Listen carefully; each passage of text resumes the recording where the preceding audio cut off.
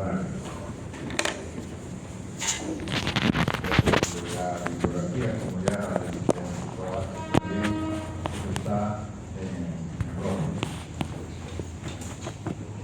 Voy a hablar de Robbins y alguna otra cosa más que debe estar conociendo como complemento simplemente.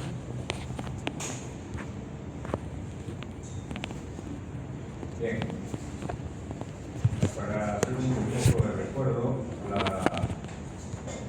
caja torácica es esa en la cual también ustedes el contenido son los dos manos.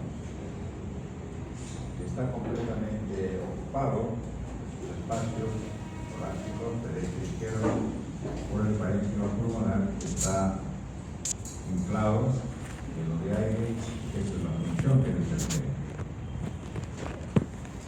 Y otro es el corte, en la cual se ve la superficie del parénquima pulmonar. Es uniforme, homogéneo, con sus vías respiratorias, sencillo, y el parénquima propiamente está compuesto por los estructuras del origen inferior. Esponjoso, porque a la larga es el aire. Desde el punto de vista histológico, simplemente el pulmón es una unidad muy interesante, la cual es el centro pulmonar de dibujo, y este centro está compuesto por el capilar, una célula endotelial, una célula mesenquimal, fibrobláctica, cerrada, colágena y serpulina, que da la forma y la estructura del centro pulmonar. Estos centros pulmonares forman los alveolos, espacios alveolares, la cual está en forma alargada, aplanada, tipo 1, y los otros son un poco más voluminosos, los neumocitos tipo 2, que son los que más conocemos. Hay otros neumocitos tipo 3 y otras células más que lo vamos a ver rápidamente. De tal modo de que la función del pulmón está en esto, que es el intercambio del aire que está acá en el espacio alveolar, que se va a meter, o sea, el oxígeno, se va a meter al capilar, que a la vez el anhídrido carbónico del capilar se va a difundir hacia el alveolo para que salga al exterior. Eso es la función. Y ahí está. Este es el centro pulmonar. Con muy pocas células, formadas por ya les dije. Esto es donde está el aire y los capilares que están dentro de este centro. Aquí hay lo que se le llama los macrófagos alveolo-pulmonares. ¿Qué son esos? Son macrófagos especializados que en algún momento llegaron al pulmón, a los alveolos, y se quedaron ahí para cumplir con la función principal que ellos tienen. La cantidad de células que hay en la vía respiratoria son una buena cantidad, que no se les estudia mucho porque todavía tienen algunas funciones para poder ser investigados. Pero conocemos hace mucho tiempo que son lo principal las células ciliadas, cada uno con 200 cilios en la superficie vital, células caliciformes, que son los que producen la secreción de moco. Hay unas células que son las cepillares, con microvellosidades en la superficie, y células basales indiferenciadas con alto potencial glicótico, que cuando el epitelio respiratorio deja de estar por una serie de enfermedades o lesiones, vuelve a revitalizarse a partir de estas células basales. Hay otras que son las células pequeñas, granulares, que pertenecen a lo que antes se le llamaba las células APUT y que ahora se le llama las células neuroendocrinas difusas. que regulan la función secretora y otros elementos más que están involucrados en esto. Esa es una de las cosas más interesantes que tiene este pulmón, ya que es parte que se ha involucrado dentro de las células del aparato respiratorio. En los bronquiolos, forma al margen entre las zonas de la conducción y respiración, se distinguen otras células. Los bronquiolos respiratorios es un pequeño espacio muy importante. Ya lo vamos a ver.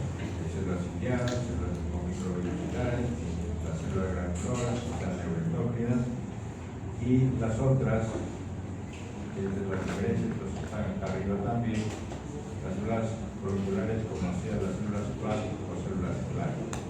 Una cosa particular que se encuentra en el bronquiolo respiratorio.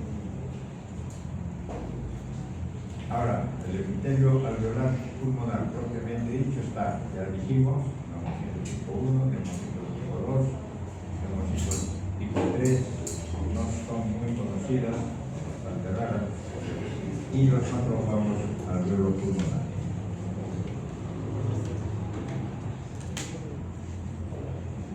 Esto simplemente para que lo conozcan, porque esto es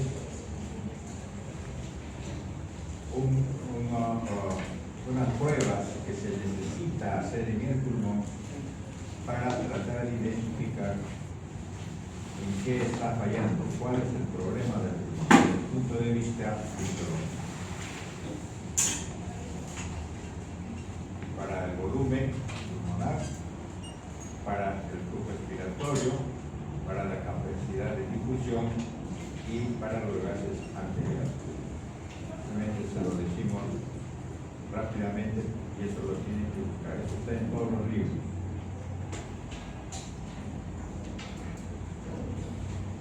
Esto es lo que vamos a revisar ahora. Es parte de lo que está en el libro de Robin. Y comenzaremos con esto. La telectasia.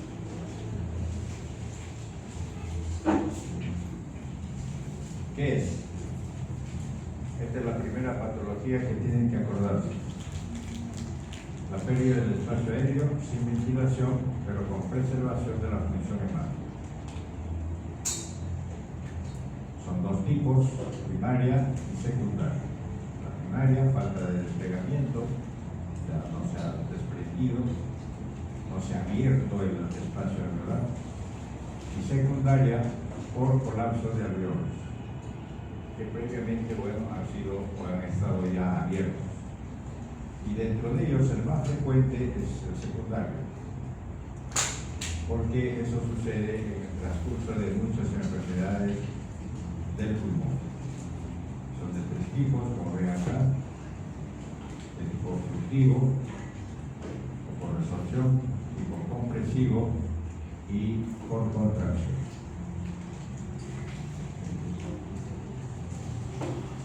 Esta es una radiografía del pulmón que cuando uno hace el estudio inmediato, rápido, de un paciente que llega al hospital por una enfermedad pulmonar aguda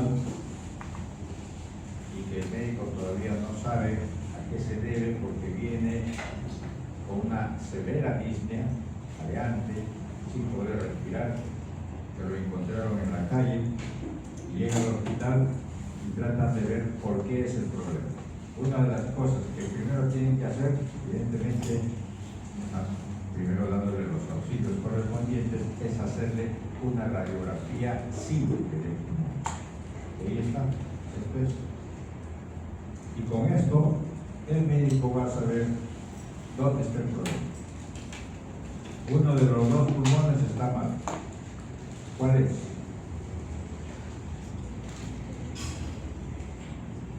Pregúntense en su cabeza, respóndanse en su cabeza. El que está mal acá es este lado, el pulmón derecho. ¿Por qué? Porque los rayos rayos X han pasado sin ningún problema de obstáculo, de un lado para otro. Y cuando pasa sin problemas es este color. Y aquí está. ¿Qué significa? Que el pulmón se ha colapsado. Apenas se le da toda la ayuda y toda la oxigenación que se necesita, a ese paciente le van a tener que preguntar qué pasó. Lo más probable es que haya tenido ha sufrido un accidente o ha sufrido un asalto en la cual le hicieron una punción en el pulmón y lo colapsaron. Y y así sucede todo el tiempo. Entonces, como ejemplos de lo que les dije del tipo de atelectasia, que es lo más común, lo más frecuente que se ve en la práctica médica, es esto.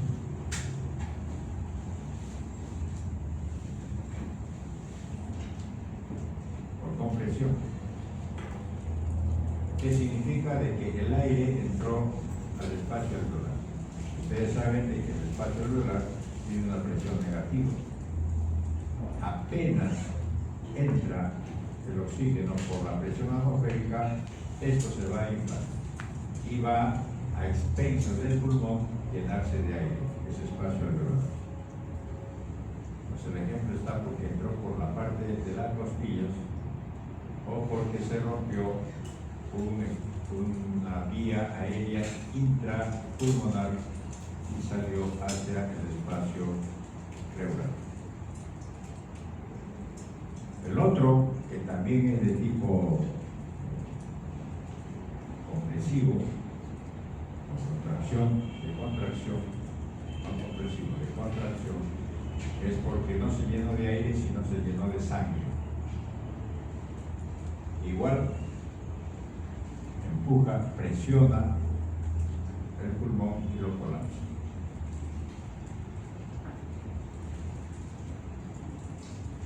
Ese es el tipo compresivo.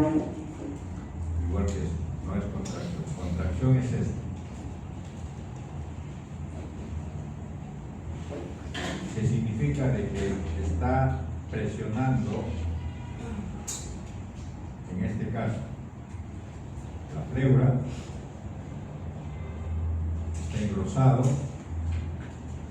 y está haciendo un problema de contracción al pulmón y no va a dejar que se expanda, está contrayendo.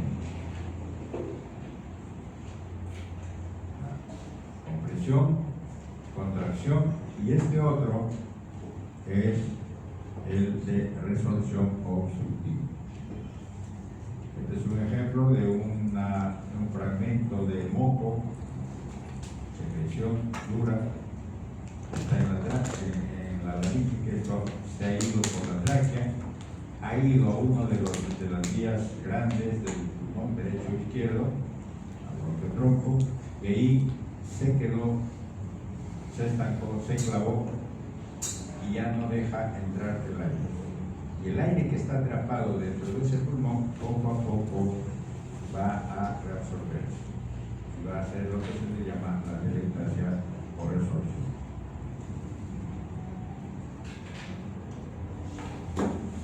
Bueno,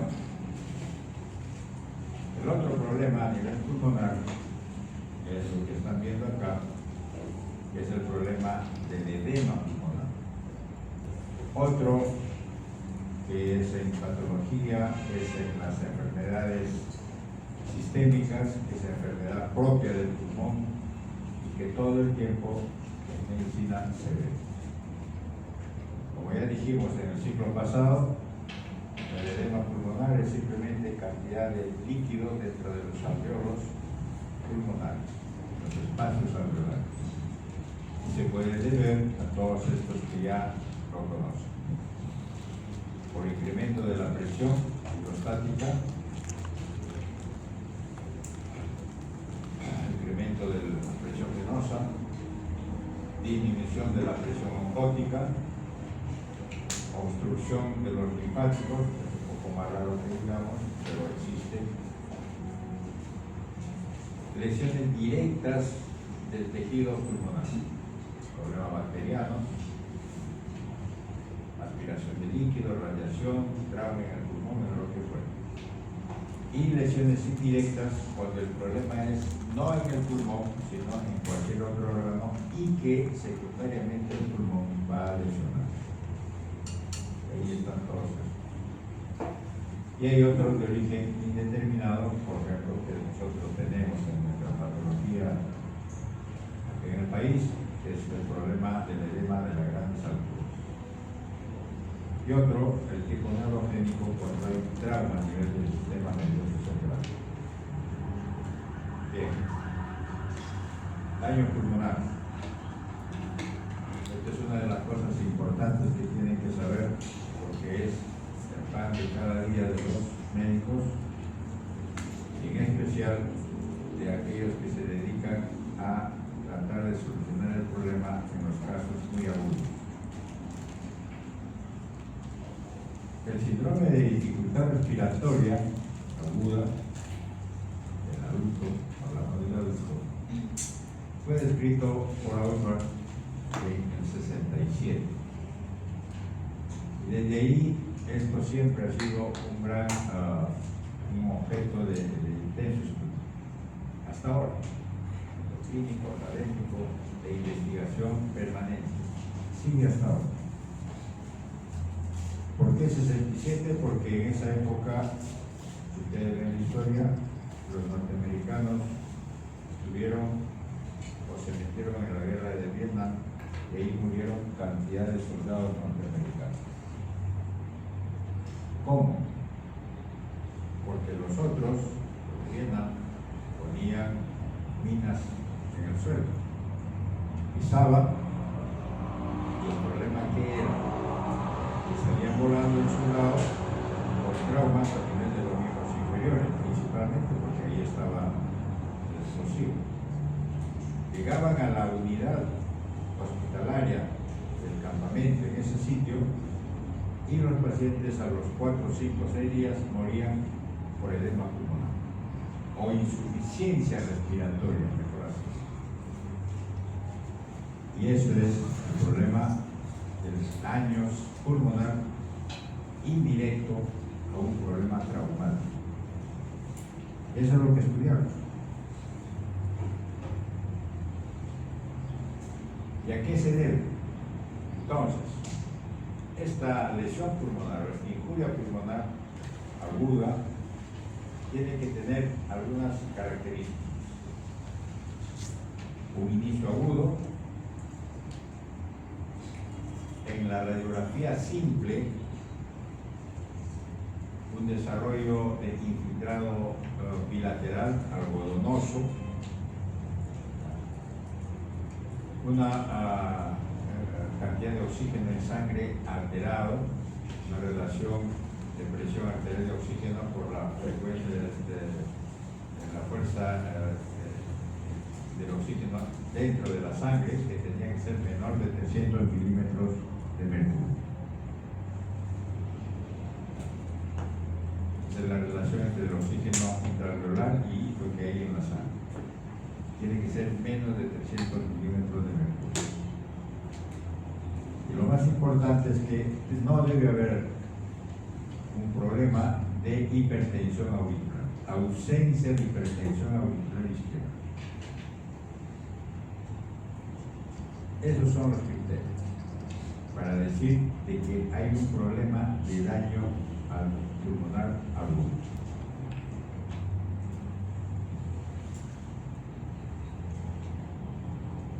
Ahora, con estos tiempos, es mucho más fácil identificar ya no con una radiografía, es una gran opacidad, irregular, difuso, bilateral de los pulmones. Este es el síndrome de dificultad respiratoria aguda del adulto. Ahora, este síndrome ha ido evolucionando, ha ido cambiando. Es una insuficiencia respiratoria. Ahí están viendo ahí dos los dos pulmones,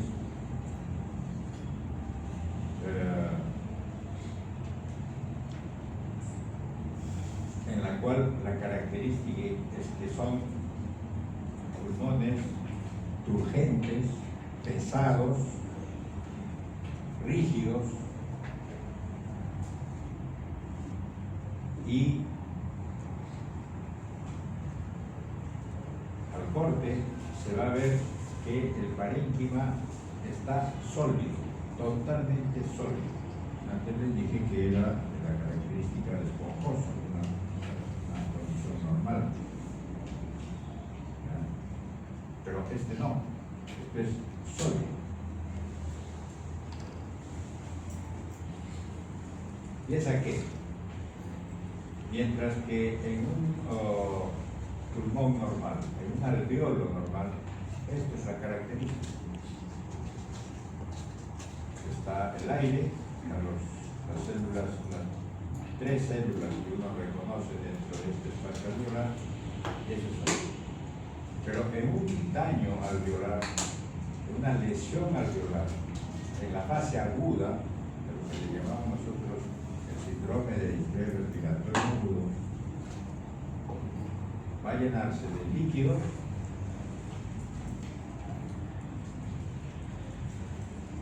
se inactivan los elementos surfactantes, que es lo que normalmente tiene que haber.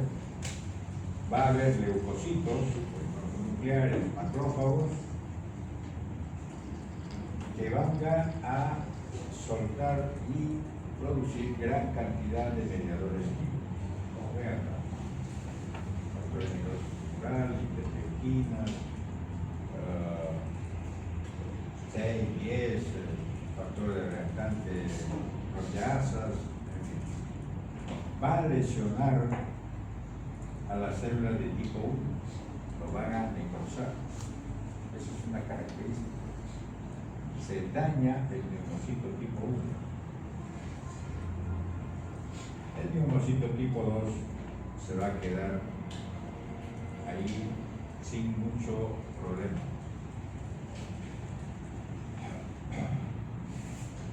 Va a ser estimulado la presencia de fibroblastos. Todos estos elementos, pongan en la cabeza que es todo activo, gran movimiento, es dinámico, van a aparecer y otros van a morir igual como estos también, y la cantidad de restos, de proteínas, de fibrina, de restos celulares, de linfocitos tipo 1 y todo, van a formar este material que está pegado en la superficie del alveolo, superficie interna del alveolo. Eso es lo que se llama membrana hialina. A su vez, igualmente, en el capilar va a haber gran movimiento de sangre, con todos los elementos que ustedes han conocido sobre lo que es un problema de inflamación. Y ese es el pulmón de Schumann. Entonces, le dije 3 nombres. Daño alveolar difuso, síndrome de distrés respiratorio agudo del adulto y pulmón de Schumann. Los 3, digamos que son sinónimos. Pulmón de shock lo utiliza mucha gente, muchos médicos en diferentes condiciones. El síndrome de dificultad respiratoria aguda lo utilizan más los médicos intensivistas, que son los que manejan directamente este tipo de casos. Y daño alveolar difuso lo utilizan los anatomopatólogos para descubrir de acuerdo a su sitio que es la formación de membrana hialina, que se traduce en necrosis del neumocito 1, daño endotelial, exudación de plasma, fibrina, restos celulares, esas cosas. Y todo surge, todo sugiere, hasta ahora, se piensa que el problema es, el primer problema es el daño del endotelio. En el el capilar del septo pulmonar. Y estos son una cantidad de elementos que son los que pueden causar el síndrome agudo respiratorio, síndrome de distrés respiratorio agudo, que también se le llama enfermedad de membrana hialina en los neonatos, en los pediatras, en neonatología, ustedes también ya lo han revisado. Y son todos estos, desde procesos infecciosos, a lesiones físicas, irritantes, agentes químicos, condiciones hematológicas, pancreatitis, eso lo hemos visto, la uremia, bypass cardiopulmonar, reacción de hipersensibilidad, solventes orgánicos, drogas, bueno, puede que haya más todavía. Los desencadenantes más frecuentes del síndrome de estrés respiratorio agudo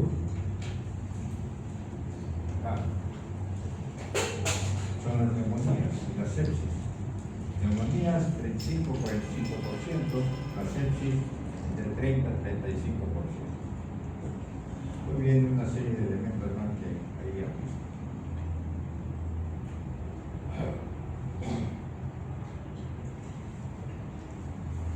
Ustedes se habrán acordado, eso lo vamos a ver también ahora, sobre el famoso COVID-19, que una parte de esos tipos de pacientes que han fallecido inevitablemente han llegado a esta fase de un síndrome de distrés respiratorio agudo de la boca.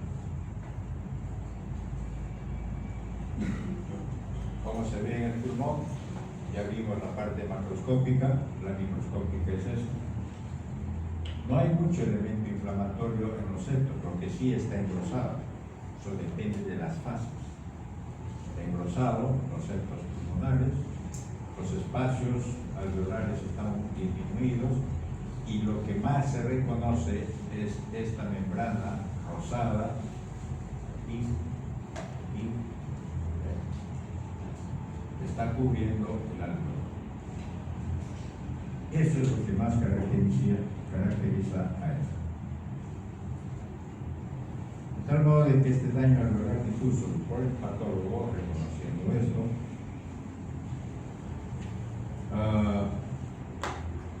ya dijimos, está metido dentro de todos estos elementos.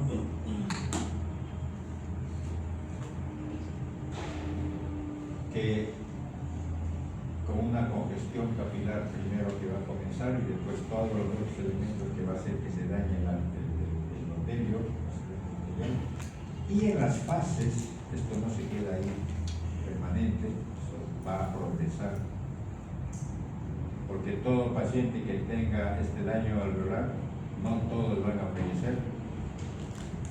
Hay un alto porcentaje, hace 30 años falleció hace 50 años fallecía el 90%, hace 25 o 30 años fallecía un 60% y ahora en estos tiempos fallece un 15% a 20%. Lo que sucede en el transcurso de la evolución de esta enfermedad, aquí está la membrana hialina, y en otros momentos del mismo proceso comienza a haber proliferación de neumocitos. ¿Qué neumocitos? Del tipo 2, que es el que sirve a la larga para reemplazar al neumocito tipo 1. Se transforma en neumocito tipo 1.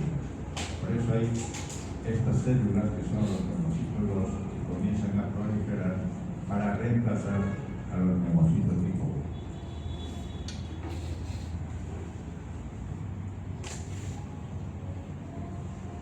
Ahí se ve esta membrana roja. Aquí la proliferación, la gran proliferación de los neumocitos tipo 2. Y aquí el otro problema siguiente es la fibrosis pulmonar. Entonces, esto tiene estas fases. Fase exudativa, fase proliferativa, fase fibrosa. Los días ahí que están puestos son promedios, no es que necesariamente va a ser así. Cuando comienza todo, momento del inicio de la enfermedad, va a haber esto que dijimos, el edema, especial, glandular, va a haber hemorragia, va a haber trombosis, va a haber necrosis, va a haber neumocitos tipo 1 dañados totalmente, va a haber células endoteliales muy dañadas, lesionadas, necrosadas, y va a aparecer la membrana hialina. Y dentro de ellos, evidentemente, microtrombosis. Todo esto, ven, es lo que se ha visto en el COVID-19. En la fase proliferativa, porque el paciente todavía tiene la fase de evolución de esta enfermedad, va a comenzar a ver la reacción miofibroblástica, va a haber fibrosis de los vasos sanguíneos o alveolar, va a haber inflamación crónica, ya no va a estar el proceso agudo, que no hay mucho, también eso depende, que en los problemas virales no hay mucho problema de polimorfos nucleares. Ya se identifican las necrosis, hay hiperplasia del neumocito 2 porque va a tratar de reemplazar los muertos del tipo 1, va a haber endardenitis obliterante y va a haber trombosis más grandes. Y si el paciente sobrevive a esta fase, va a llegar a esto. Va a haber fibrosis con producción de colágeno, va a haber quistes porque se ha absorbido todas las zonas necróticas del pulmón, va a haber bronquiectasias, ya lo vamos a ver qué es, tortuosidad de arterias, ya no son rígidas, fibrosis mural de la pared de los vasos e hipertrofia del músculo liso. Y eso es. Entonces ustedes tienen una gran chance, vamos a decir así, como un elemento de investigación, por ejemplo, a todos aquellos pacientes que sufrieron el COVID-19 y que estuvieron en la UCI, dependiendo de los días en que han estado, porque han tenido que sobrevivir a esa fase, muchos de ellos en el transcurso de los años van a llegar a esta fase, dependiendo de la gravedad en que estuvo dañado su pulmón. Bueno, esto simplemente para decir que en la hipoxia neonatal va a haber membrana hialina, por todo lo que ustedes ya saben, más simplemente recuerdo, y en el adulto, por lesiones alveolares agudas, va a haber también membrana hialina.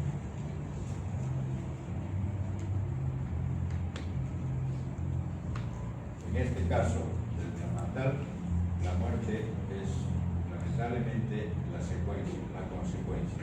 Aquí no, porque puede haber la resolución, puede haber la fibrosis en el transcurso del tiempo. En el pulmón, los clínicos, sí, los neumólogos,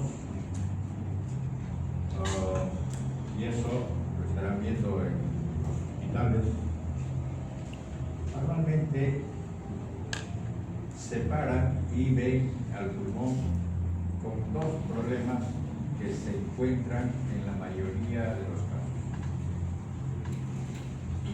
Y todos buscan eso. O es un problema de un pulmón con enfermedad obstructiva, o es un pulmón con enfermedad de tipo restrictivo. Esa es la característica. Es así. Entonces, lo primero que los neumólogos buscan en un paciente que tiene enfermedad pulmonar crónica, es decir, si es un problema obstructivo o si es un problema restrictivo. ¿A qué es enfermedad obstructiva?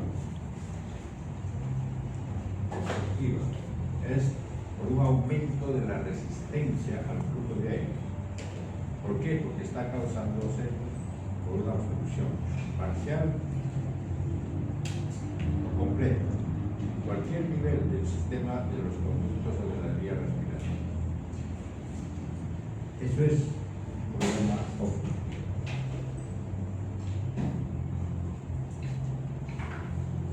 Ahí está. Desde la tráquea, el bronquio, bronquiolos, hasta la vía respiratoria. Es un problema óptimo.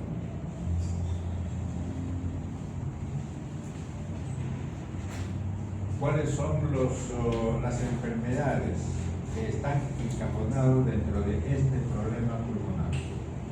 Bronquitis crónica, bronquiectasia, asma, bronquiolitis, enfisema. Son los representativos.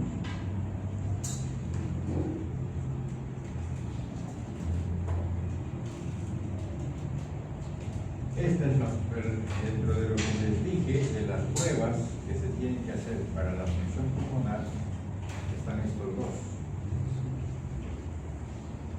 La fuerza expirativa, el volumen de fuerza expirativa y la capacidad de volumen expirativo. Esos dos ayudan un montón a saber en dónde está el problema. Este volumen expiratorio forzado, también la forma de decirlo, por la capacidad vital forzada, esto lo hace con un aparato que es el espirómetro, la espirometría. Ese es importantísimo para el estudio del pulmón. Cuando es un problema obstructivo, esta proporción es menor a 70%.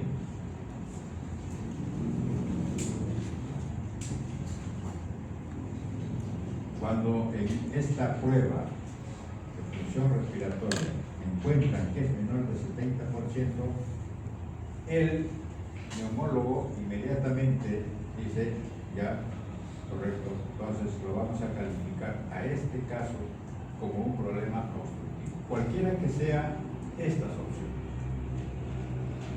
Y después se pone a buscar ya las características clínicas de esto.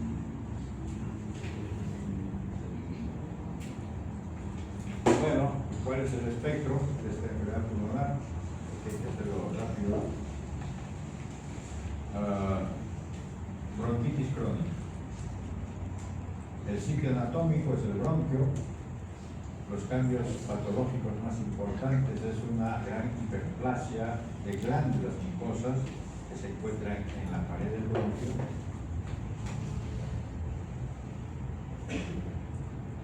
E hiperplasia, hipertrofia e hiperplasia, pero principalmente es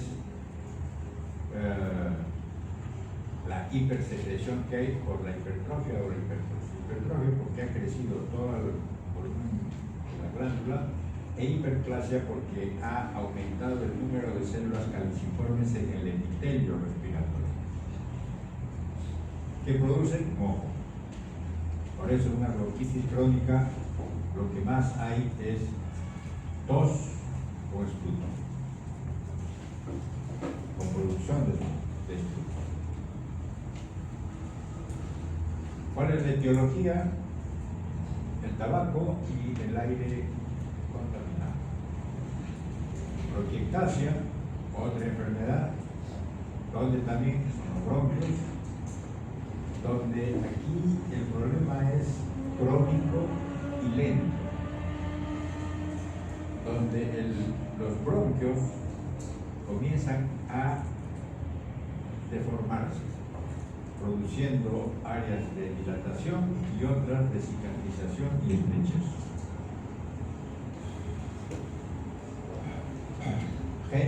La parte etiológica es procesos infecciosos persistentes o severos. Una neumonía severa va a producir con el tiempo, no todos, pero puede haber este problema de los bronquios. ¿Cómo se va a encontrar? ¿Cómo es sus signos, su clínica de esto? Es teniendo tos, fiebre, y esputo purulento. En las fases de reagudización, no siempre sucede.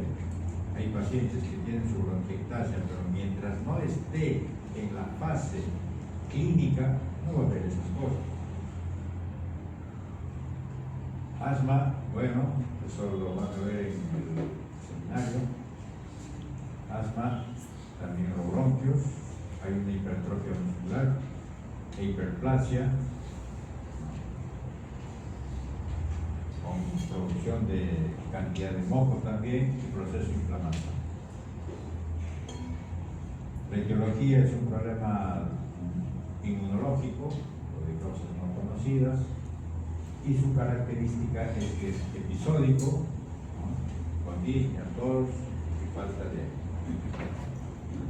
Interesante es eso, episódico. El enfisema. El enfisema es otra condición, donde ya no es los bronquios grandes ni el bronquio pequeño, esto es del bronquiolo respiratorio y del acino. ¿Qué es el acino? El acino es como si fuera la entrada al alveolo.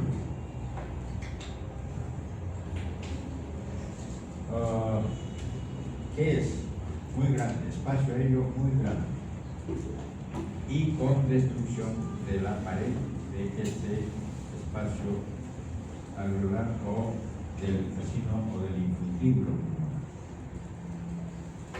¿Quién lo produce? El agente biológico más frecuente es el tabaco, el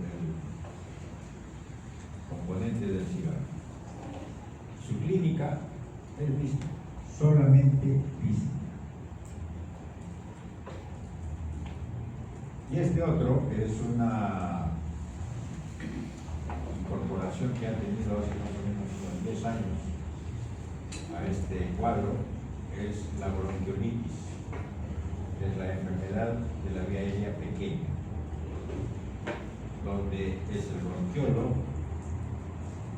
la última parte de la vía respiratoria, antes del bronquiolo respiratorio, donde también hay inflamación, cicatrizaciones y obstrucciones parciales. También lo produce el tabaco, ¿no? Y el aire contaminado. Su característica, tos y disnea. De tal modo de que todos estos producen este problema.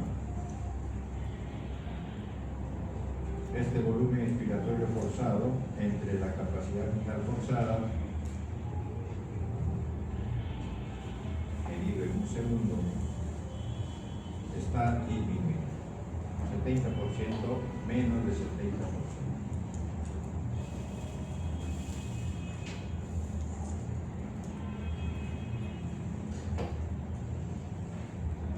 Ahora, estos se pueden cruzar. Hay puntos del dosichoque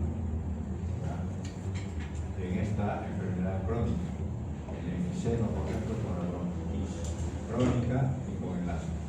Pueden chocarse. Menos con el asma y un poco más entre el enfisema y la bronquitis crónica.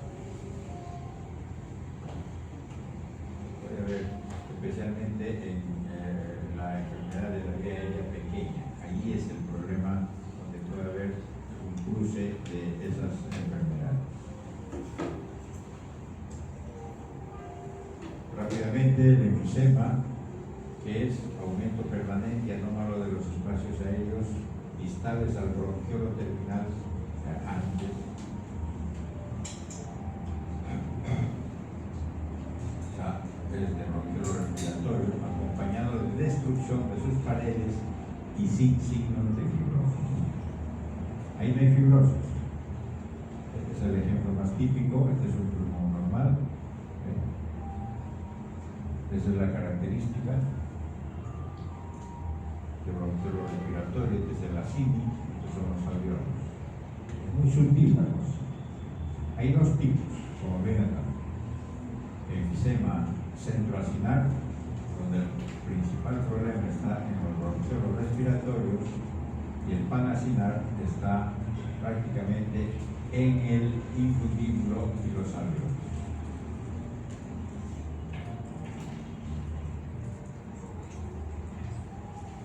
¿Cuál es? Fácil, simple, el aire, el cigarro, aire contaminado y una predisposición genética. Multifactorial. ¿Por qué la predisposición genética? Porque ahí tiene que ver con la enfermedad o con una falla en la alfa-1 antitripsina. Hay enfermedades genéticas con deficiencia del alfa-1 antitripsina, que es otra cosa. Eso no es en el enfisema. En el enfisema está el alfa-1 antitripsina, pero tiene probablemente una capacidad disminuida, y porque también estos elementos inflamatorios, por el estrés oxidativo y una serie de elementos, van a hacer de que estas células inflamatorias van a producir cantidades de proteasas.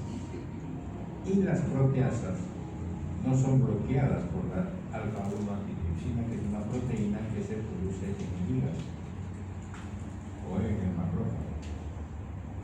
Si no hay la suficiente cantidad de esta antiproteasa, que es la alfa-1 antitripsina, esta proteasa, que va a hacer dañar las fibras elásticas de los acinis del infundíbulo y de los bronquiolos respiratorios, para comenzar a dilatar, especialmente los bronquiolos respiratorios, para comenzar a que esa parte del pulmón, de la función pulmonar, comience a dilatarse y ya no hacer el problema del movimiento de los fibros.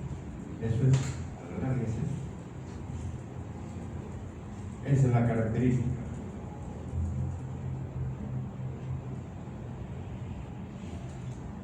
De tal modo de que en una radiografía simple, paciente que llega a un hospital con problemas principalmente de disnea, solo disnea,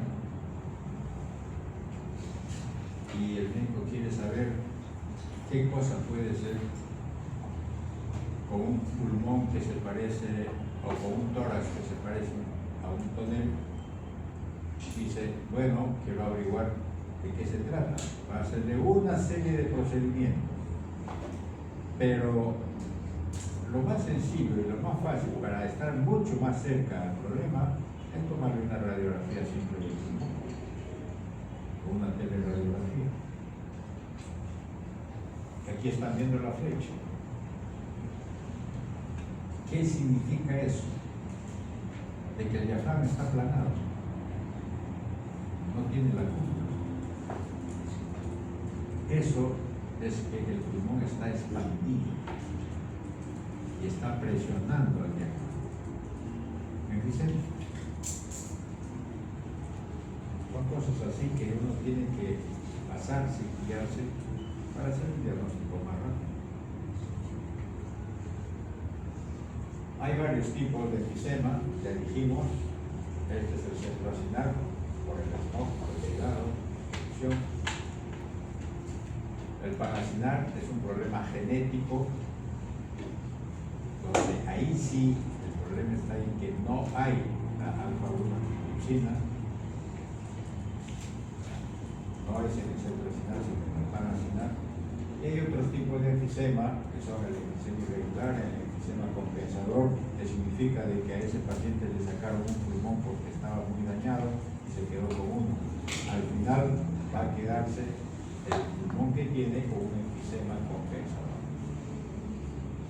Enfisema senil, por la edad, enfisema buloso por enfermedades crónicas que puede haber, y comienza a hacer esto, bulas subpleurales. Se salió el aire de los espacios pulmonares propiamente. Un enfisema intersticial porque comienza a disecar todo. Ahí está la radiografía, totalmente limpio los pulmones, pasa el aire, como si fuera un problema telectásico, pero con un pulmón en contra. Y aquí están las grandes dilataciones de los sacos alveolares. La flecha que está señalando el daño del bronquiolo respiratorio. igual acá, un enfisema difuso, pero todavía quedan algunos espacios. Estos más grandes son el problema. Enfisema centrocelular. En cambio, acá está totalmente con cantidades de espacios alveolares dilatados. Un enfisema vanacinal. Cualquiera de estos dos enfisemas va a producir una enfermedad cardíaca secundaria, que es la insuficiencia cardíaca. ¿Por qué? Porque no está llegando la cantidad de oxígeno y sangre hacia el corazón. Y va a haber una enfermedad cardíaca crónica. Bronquitis. ¿Qué es la bronquitis? Por humo del cigarro, principalmente, el medio ambiente contaminado. Es una convención. Es decir, bronquitis, cuando un clínico, un neumólogo, a un paciente lo califica de bronquitis, usted tiene bronquitis crónica, es que ha tenido que utilizar para ese diagnóstico un problema de convención. ¿Qué es una convención? Es un acuerdo que ha habido entre neumólogos y patólogos para decir a qué le llamamos bronquitis crónica. Dice, paciente que tiene tos y expectoración persistente durante 3 meses al año, durante 2 años consecutivos como mínimo. Entonces ha tenido que seguir por 3 años a un paciente para que al tercer año le diga que tiene bronquitis. No puede decirle que tiene bronquitis al toque si es que no tiene los antecedentes. Si es que el paciente no relata los antecedentes que haya tenido en forma estricta. Esto es una bronquitis crónica. Eso es la característica. Hay un síndrome, hay una forma de identificar eso por histología, pero a todo paciente que tiene bronquitis crónica no se le hace pues, una biopsia ni sacarle un pedazo de bronco, no es así. Por tanto, esta es una típica enfermedad de diagnóstico clínico. Lo que sí sabemos, los autores en los estudios histológicos de pacientes que fallecieron con bronquitis crónica, hay una serie de cambios a nivel del bronquio, con proceso inflamatorio crónico. Un índice de RI que está acá, eso se ve en el libro que lo vamos a ver. Hay hiperreactividad de los bronquios, con bronquioespasmo, y algunos neumólogos le llaman eso bronquitis asmática crónica. Es un término que simplemente es por la parte clínica. Y al final también hay uno que se llama bronquitis crónica como obstrucción crónica al paso del aire y le llaman bronquitis crónica obstructiva. Son fases muy finales del problema. ¿Correcto? Hay hipersecreción de moco, aumento del número de células caliciformes y hay manifestaciones de obstrucción. Y la bronquiolitis, como dijimos antes, es la de las más pequeñas, se acompaña con problemas obstructivos crónicos, con cor pulmonar, va a haber cambios a nivel del epitelio respiratorio, con metaplasia. Ustedes saben que la metaplasia, en estos casos, igual como en el tubo digestivo, va a haber metaplasia a células epiteliales planas, o sea, un epitelio escamoso, y eso con el tiempo produce atipia, puede producir cáncer. Aquí está las diferencias entre una bronquitis y un enfisema. No hay mucho problema de identificación de esto, ya dijimos. No es difícil.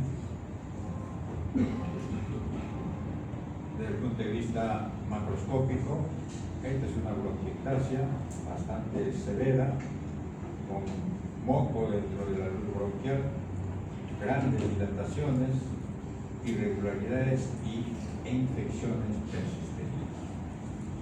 si uno corta a lo largo de la vía respiratoria, va a encontrar estos bronquios. Son como una especie de gusanos de paredes muy gruesas, muy deformes y rígidas. Ese es el problema de la bronquiectasia.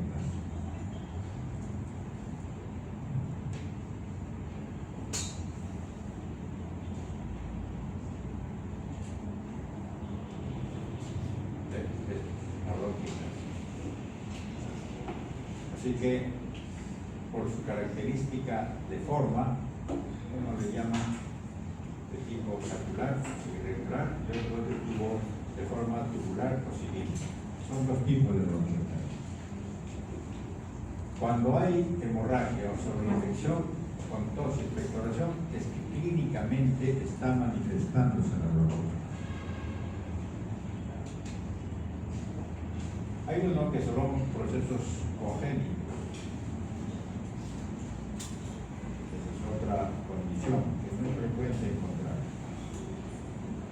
Y ahí abajo están las causas asociadas a la bronquiectasia.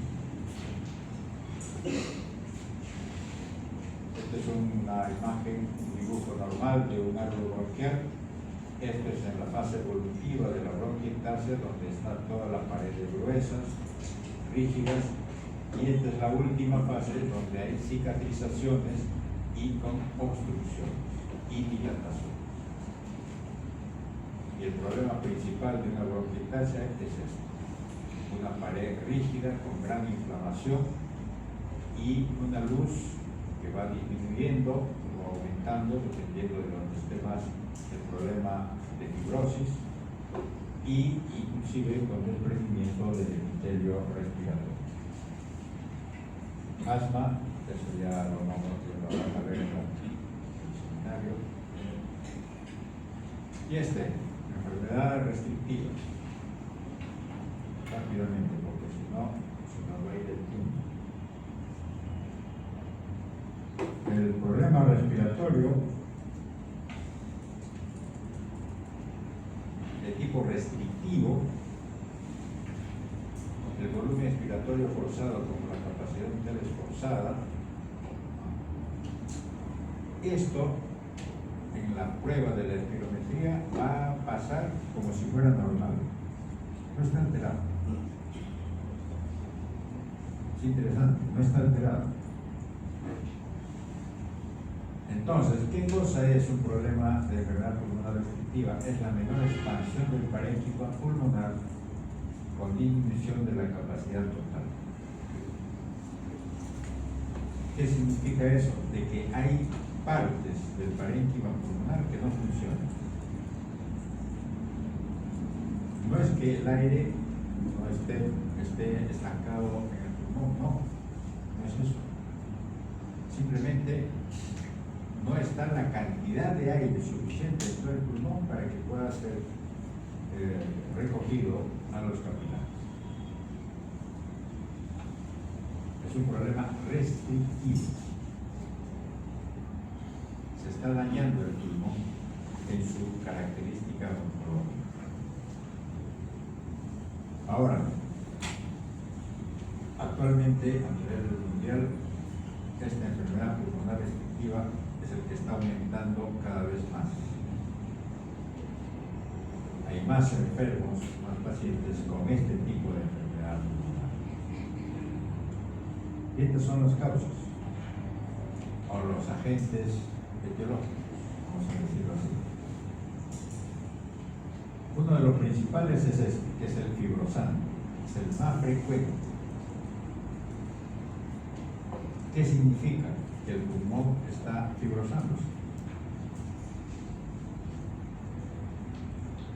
Ahora, esto no entra, por ejemplo, dentro de lo que es la enfermedad que dijimos antes, con la parte esta del daño pulmonar agudo,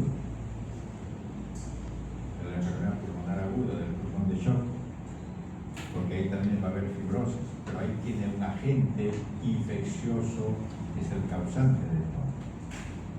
En este hay uno que son las llamadas neumonías intersticiales idiopáticas. que no se sabe la causa. La enfermedad pulmonar inespecífica. La enfermedad pulmonar criptogénica organizante. Ese sí tiene una etiología que tiene fibrosis, pero eso se recupera. Las enfermedades pulmonares asociadas a la enfermedad vascular por enfermedades de la colágeno. Las neumoconiosis, esa es una enfermedad ocupacional, eso ya lo van a ver. Y la terapia y las asociadas a terapia, drogas, radiación. Hay otras enfermedades que son las alcoidosis y la neumonía por hipersensibilidad como elemento reactomatoso, las eosinofílicas, el Osler, que es muy característico, es la enfermedad por alergia a drogas, y las neumonías idiopáticas crónicas eosinofílicas, por la cantidad de eosinofilia que puede ser un problema hematológico propiamente. Y hay otra al final que no son tan frecuentes, pero están la neumonía intersticial descamativa, es una característica más identificada en anatomía patológica relacionado al cigarro, y el otro la bronquiolitis respiratoria, que también está en el problema restrictivo. O sea, este bronquiolitis respiratoria está en enfermedades pulmonares restrictivas y está en las enfermedades pulmonares obstructivas, dependiendo de la fase en que se encuentra. ¿Correcto? Aquí hay otra tabla que son, pueden ver, relacionado con problemas de hipersensibilidad, como lo que ya hemos visto acá en neumonías por hipersensibilidad. Este es un pulmón restrictivo. Estos espacios que ven aquí no es que sean alveolos, no, son espacios aéreos. Está mezclado entre bronquiolos y alveolos, rodeados por tejido fibrótico, por fibrosis. Estos son pulmones que en el libro lo van a encontrar como pulmones, o en las radiografías lo van a encontrar como pulmones en panal de abeja. Esa es la característica. Son duros, muy duros.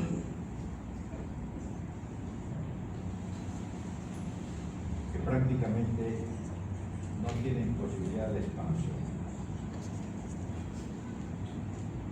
Y ahí están las causas, problemas ocupacionales, el cigarro, el reflujo gastroesofágico, es muy interesante ese reflujo gastroesofágico. ¿En qué se manifiesta este reflujo gastroesofágico? En tos.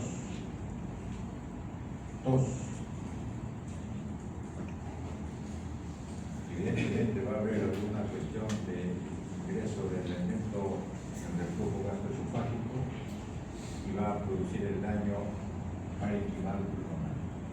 Otros irritantes e infecciones virales. De ahí están las infecciones virales como antecedente de lo que podría ser esto. Ahora, hay predisposición genética, hay factores genéticos. No todos los pacientes van a tener este problema. De todas las cuestiones clínicas que hemos visto, no lo hay. Es un porcentaje que existe, es mucho menos que la del problema obstructivo crónico. Eso no quiere decir de que no hay, está aumentando el vuelvo a repetir a nivel mundial, pero está metido tanto los factores genéticos como la edad y el tiempo de enfermedad que se tiene. Donde el riesgo está acá en los epitelios, el neumocito tipo 1 y el neumocito tipo 2, donde van a ser dañados con una respuesta inflamatoria inmune o una respuesta adaptativa, cualquiera de los dos, ya sea del tipo innato o del tipo secundario. ¿Qué va a producir? La respuesta está inflamatoria, pero por la fase de profibrogénesis, y comienza a depositarse fibroblastos. Y al final estos fibroblastos van a producir colágena y la consecuencia clínica es fibrosis.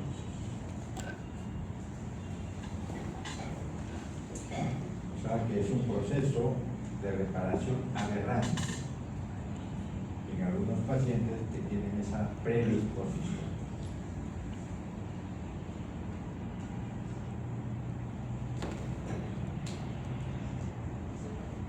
Aquí se ve, miren estos espacios, aquí en ambos lados, tienen que ser en ambos pulmones, puede ser uno más, uno menos, están en ambos sitios.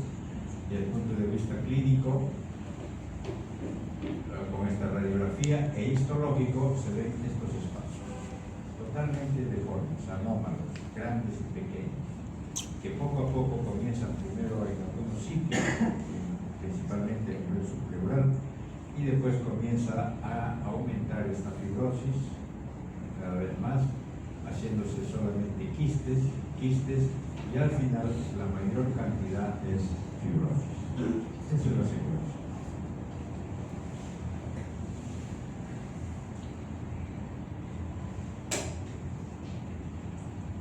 Ahora, hay enfermedad pulmonar de origen vascular, eso lo hemos visto mucho en la parte de patología. Las embolias comienzan en los miembros inferiores, plexos venosos, en la última derecha, otros lugares, puede haber también.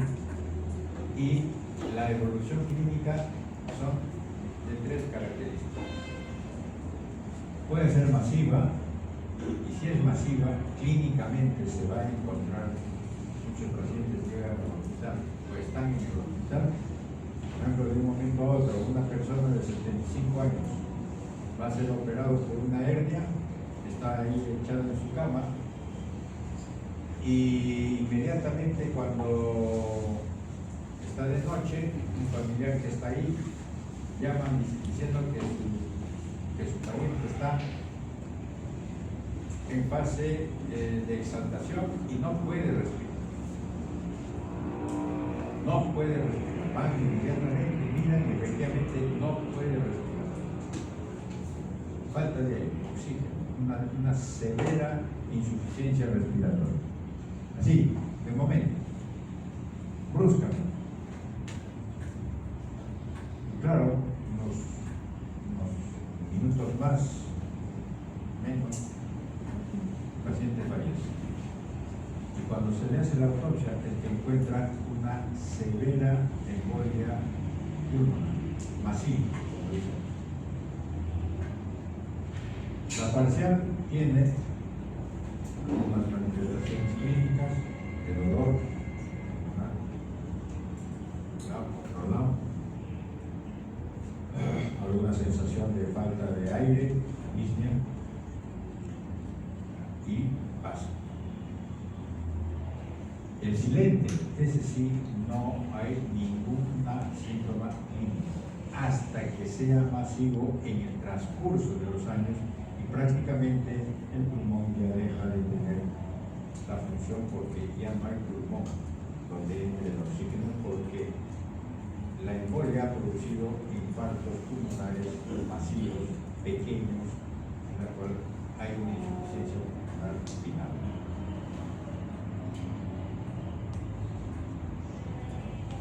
Aquí, estos son los ébolos. Ya ven, este es un infarto. Ya vimos en el ciclo pasado. La hipertensión pulmonar es otro problema.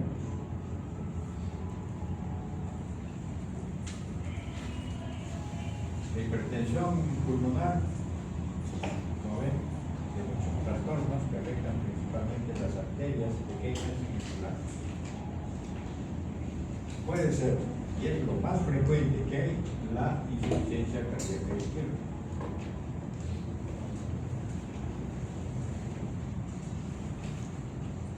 Puede ser debido a enfermedades pulmonares o hipoxia.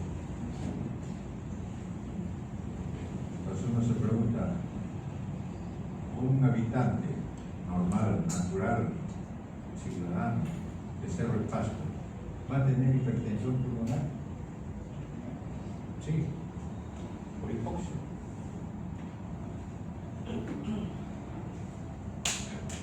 Hay hipertensión pulmonar tromboembólica crónica, como dijimos, por problemas obstrucciones también, y también hay por otros mecanismos que no se reconocen, no son muy claros y son multifuncionales.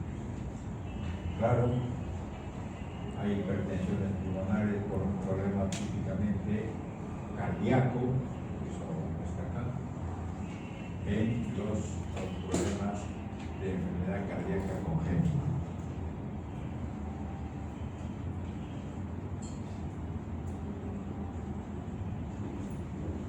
Por ejemplo, acá. ¿A qué le vamos a poner también con hipertensión pulmonar? Enfermedades intersticiales que desarrollan fibrosis, que lo vimos. Enfermedades pulmonares que también producen obstrucción, que también ya lo vimos. Y las embolias pulmonares, que también ya lo vimos.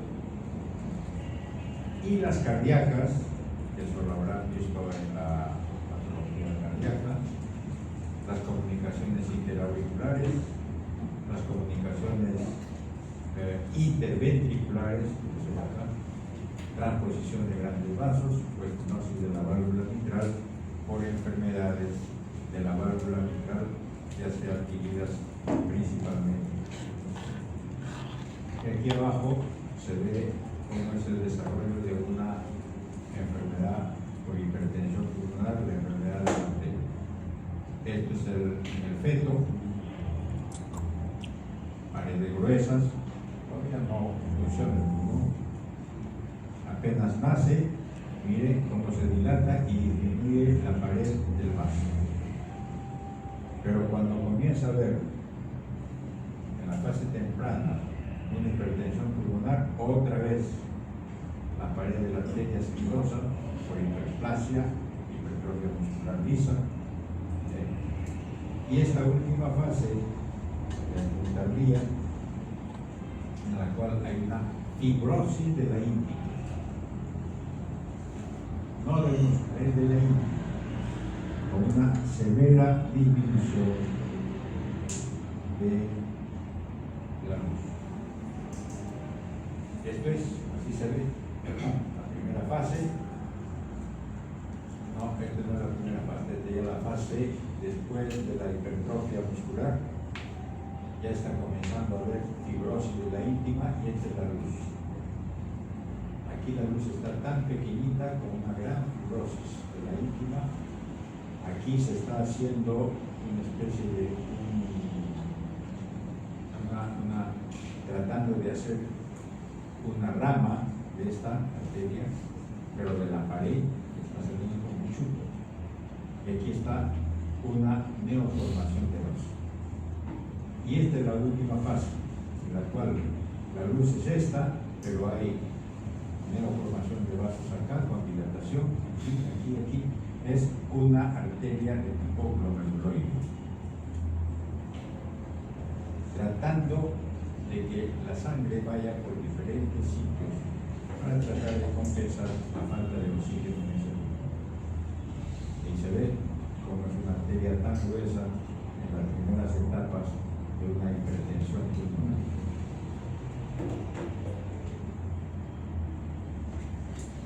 Edema. Ya dijimos que el edema de grandes alturas y el neurogénico. Pero hay otro edema, que es la que más frecuentemente se ve. El edema por lesiones de la microvasculatura, eso lo vimos en el ciclo pasado. Agentes infecciosos, gases, fármacos, agentes químicos, el shock, radiaciones y otras cosas.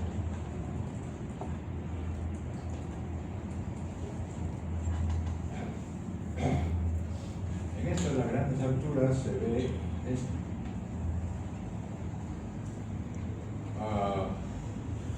Vean, todo esto lo tenemos acá en el país. la saturación de oxígeno está más del 96%, ¿cierto? Eso vamos a ver. En la medida que va subiendo, no se va pues a las zonas más altas, pero claro, si llega a esos 1500 metros, ya va bajando la saturación. Los 1500 ya está en 90-95%, 3500, 80-82, si llega a unos 5500 metros está en 70-80%. Solamente algunos se pueden aguantar eso.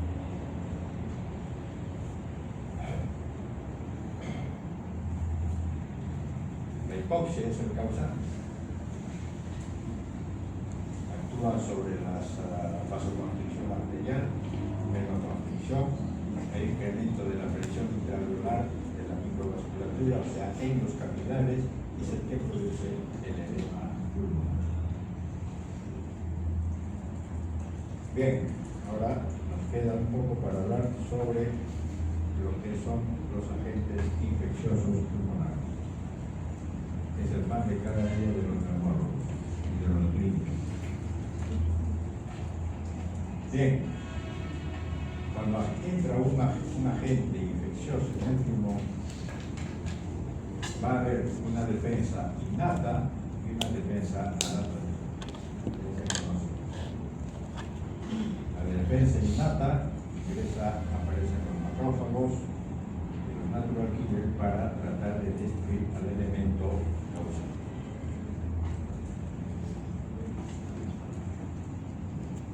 Y en el adaptativo ya aparecen los anticuerpos. Cuando señala los agentes infecciosos, hay dos tipos principalmente y nos vamos a buscar esos dos. Eso no nos frecuentes: el virus y las bacterias. Virus patógenos y bacterias patógenas, evidentemente. El virus, cuando ingresa el virus, va a producir una infección con daño y se va a agarrar al neumocito tipo 1, de lo que se le llama la lesión alveolar. Y lo que se le llama el neumocito, la neumonitis o la neumonía intersticial. En cambio, si entra una bacteria patógena, va a haber una respuesta inflamatoria contra la bacteria. Ustedes saben qué tipo de elementos inflamatorios hay. Va a haber no un daño de los elementos de las células de los neumocitos, no hay daño de los neumocitos. Lo que sí va a haber es una cantidad de células inflamatorias dentro del espacio alveolar. A eso se le llama neumonitis intraalveolar, o neumonía o bronconeumonía. Bronconeumonía simplemente porque está comprometido, además del alveolo, los bronquios. Entonces, en este de las bacterias, en la bacteria inmediatamente reconocido y comienza a producir cantidad de respuesta inflamatoria pura. Ellos saben eso. El alveolo se llena de polimorfos nucleares y sangre, que sale con todo. El daño de los capilares hace que salga con todo. La respuesta inflamatoria hace que salga con todo. Líquidos, hematiles y leucocitos. Y eso es lo que se llama la hematización roja, cuando está con cantidades de hematíes dentro de los alveolos. La mayoría de las neumonías ahora no hay problema, se soluciona con antibióticos. Pero claro, antes no era eso. Antes sucedía que el paciente por sí solo tenía que recuperarse. Muchos fallecían, pero otros se recuperaban. Y cuando se recuperaba, aparecía la última fase, que era la hematización clínica. Dejaba de haber hematíes, solamente había ya los macrófagos, los leucocitos polimorfos también ya se iban, y el edema que persistía, pero después se resuelve, si es que no hay complicación. Entonces, pero estas bacterias han ido cambiando en el transcurso de los años, los cientos de años. Y se han clasificado así: neumonías adquiridas en la comunidad. Una persona que llega al hospital porque tiene una neumonía, que estaba ahí en su casa, estaba haciendo el trabajo, se contagió, se contaminó, se enfermó trabajando. ¿Quiénes son ellos? Son generalmente gente joven. Hace más o menos 25 años había un montón de soldaditos norteamericanos que se morían sin haber entrado a la guerra y se morían por neumonía. Es de gente joven.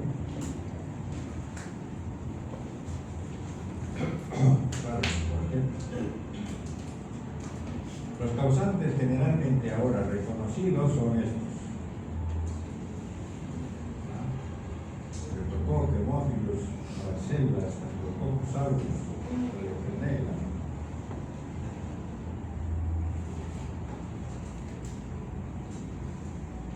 Las enterobacterias, estos son mucho más problemáticos. Las bacterias anaeróbicas son los más problemáticos. Pseudomonas, enterobacterias. El micoplasma es ahora bastante común. La clamidia es común. Fibres Q, eso no tenemos. Pero bueno que lo sepan. Las neumonías que están asociadas al cuidado de la salud son generalmente de gente más de edad,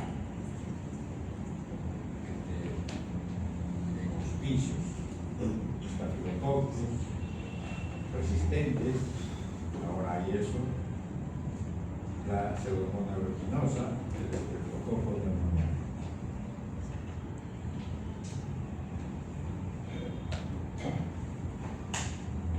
Los adquiridos en el hospital. Ustedes habrán escuchado cada rato ahora en invierno, posiblemente muchas personas de la tercera edad que están dentro del hospital han fallecido por una neumonía producida por gram negativos, que son los más complicados, las enterobacterias, de una cantidad de estos, como ve acá, las pseudomonas, el Staphylococcus resistentes. Hay muchos de estos que ya son resistentes a los antibióticos. Por eso un paciente que está en el hospital 2, 3, 4 semanas es fatal. Se contaminan con una de estas bacterias resistentes a antibióticos, ya no hay quien lo saque.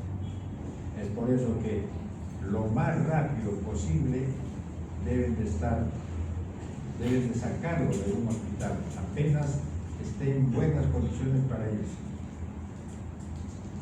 Me acuerdo mucho de mucha gente en el país en la cual quería que se quede hasta que se cicatrice la cirugía que le hicieron. Olvídense, 3 semanas se muere por una infección, por una neumonía, por una bacteria intrahospitalaria. Apenas tengan la posibilidad de que ya se pare y se movilice, tienen que salir del hospital. Cuanto menos esté en un hospital, mejor. Después hay neumonías por aspiración, ya ustedes conocen. Hay neumonías por la flora anaeróbica que está en la boca. La aspiración de eso es fatal. Las fusobacterias, con bacterias aeróbicas, y estas otras neumonías que pueden aparecer también en cualquier momento. Y hay unas que son las famosas neumonías crónicas. Habrá que averiguar bien cómo es eso. Pues la endocardia, hongo, la actinomyces, un elemento bacterioide que está metido todo el tiempo en todos lados. Lesiones granulomatosas por bacterias que ustedes conocen, de diferentes tipos, la blastomicosis, que son los hongos, la histoplasma, y así.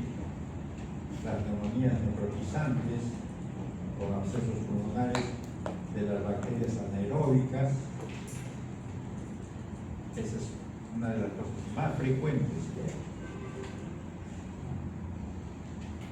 Y estos son los elementos que pueden producir pseudomonas estafilococcus, Klebsiella pneumoniae, Streptococcus, Piógenes, el tipo 3 de neumococo. Es bastante raro, pero hay. O sea que todos estos hay que tener cuidado. Claro, ¿cómo saber cuál de ellos es? Cultivo, no hay más remedio. Y hay otros tipos de neumonía por el inmunocomprometido: citomegalovirus, pneumocitis merodesis, Mycobacterium avium, aspergilosis invasiva, candidiasis invasiva. No solamente con el VIH, sino un inmunocomprometido por otro. Esta es una bronconeumonía, aunque más tiramos para hacer una neumonía al inicio, es lobar, simplemente lobar, pero bronconeumonía porque hay otro lóbulo comprometido, puede ser un solo lado, es más raro. Normalmente las bronconeumonías son bilaterales. Eso me entra en la cabeza, las bronconeumonías son bilaterales. Las neumonías lobares, como su nombre lo dice, es un solo lobo, como acá, en el dibujo puesto. En cambio, las bronconeumonías son así, en parches, diferentes. Neumonía. Neumonía, que es una hepatización roja y es una hepatización gris. Todo un lobo. Bronconeumonía, múltiples focos. Y acá está señalando la flecha donde en el medio de toda esta lesión nodular está el bronquio. Hola.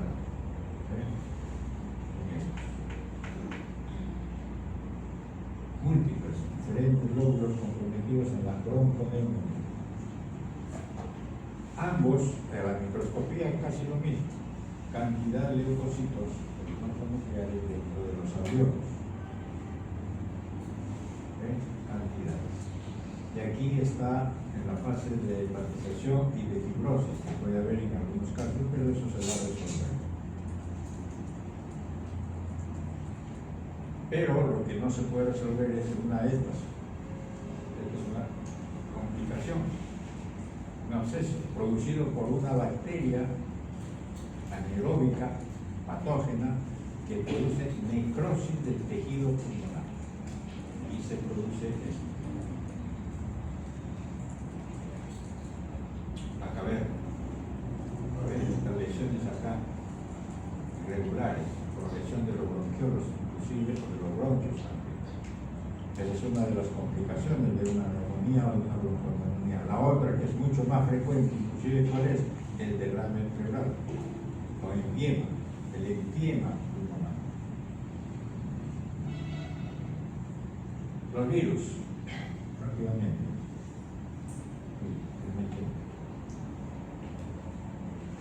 Neumonitis intersticial. Entra el virus, compromete al neumocito tipo 1, tipo 2 y entra y sale, entra al alveolo, pero los macrófagos lo sacan y hace lo que se llama la neumonitis intersticial, con respuesta fibrótica.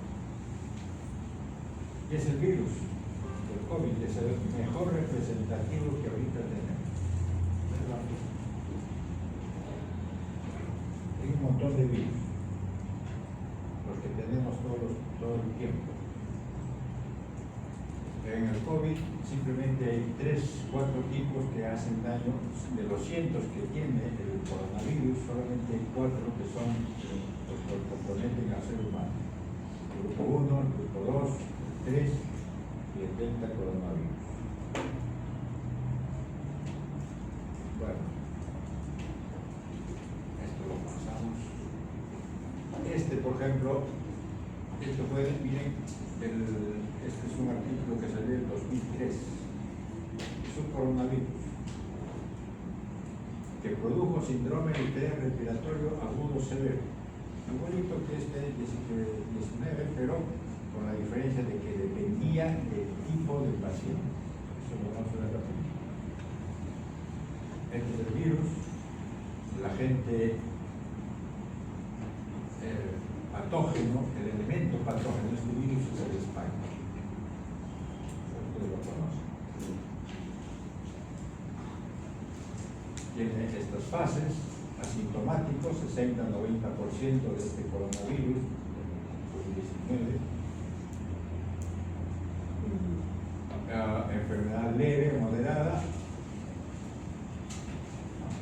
81% de los sintomáticos.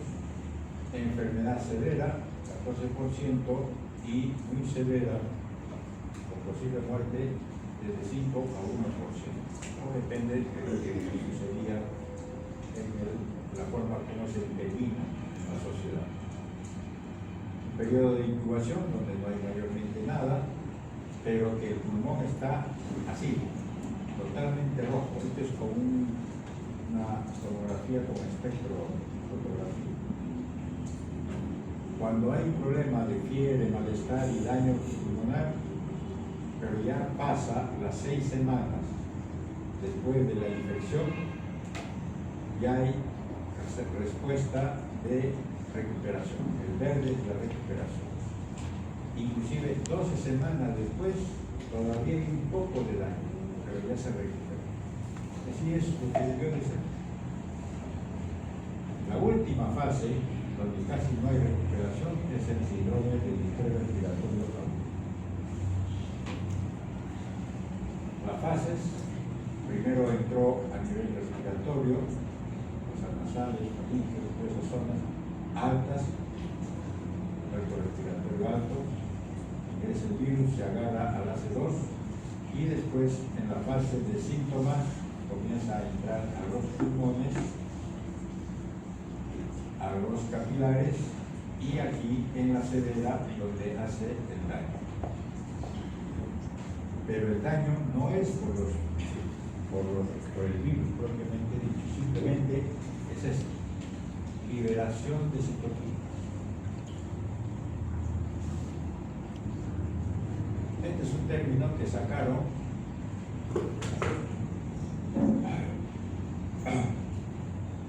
en 2020. ¿Ya?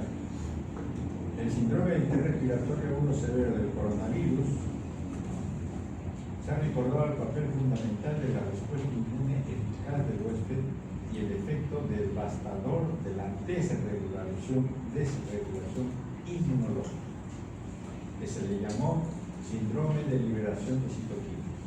Esto fue descrito hace más de 30 años atrás, con efecto de investigación y unas efectos.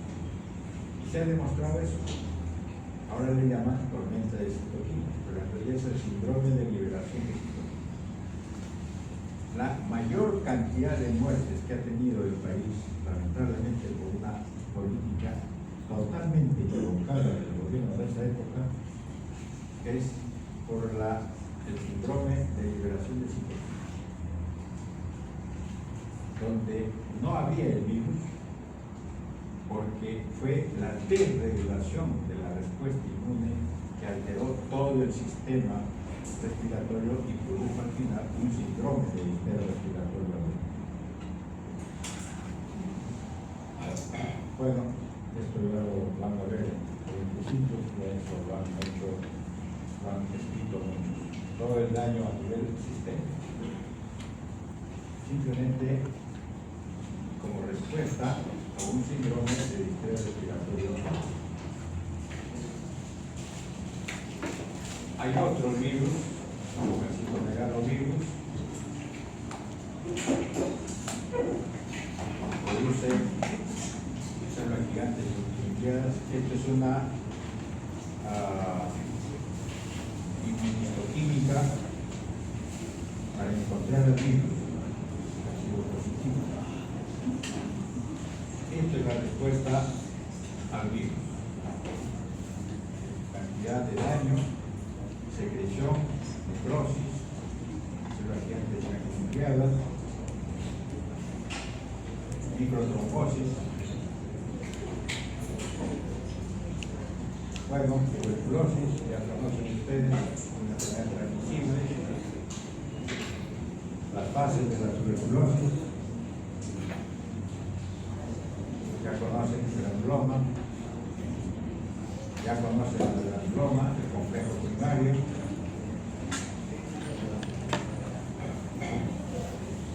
la tuberculosis biliar como enfermedad terciaria, prácticamente,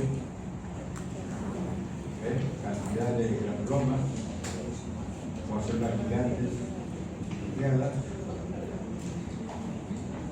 forma de cavernas, y las cavernas estas se contaminan. ¿Con quién? Con aspergillus.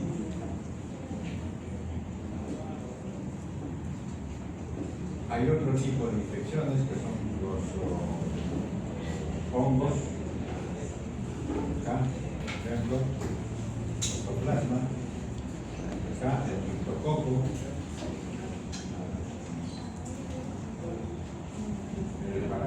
la blastocistosis, ya es una práctica, el neumocistis, ya dijimos, la infección. Y otra cosa que no se menciona mucho, acá en el país hay mucho de lo que es la enfermedad pulmonar por el quiste hidatídico, la hidatidosis. Acá, la membrana misma.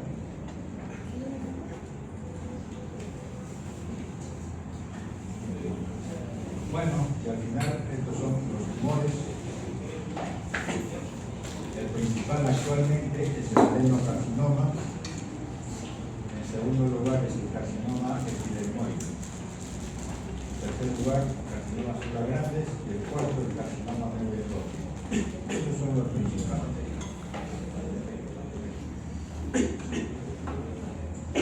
Y ahí está la frecuencia. Adenocarcinoma, el 50%. Carcinoma epidermoide, 20%.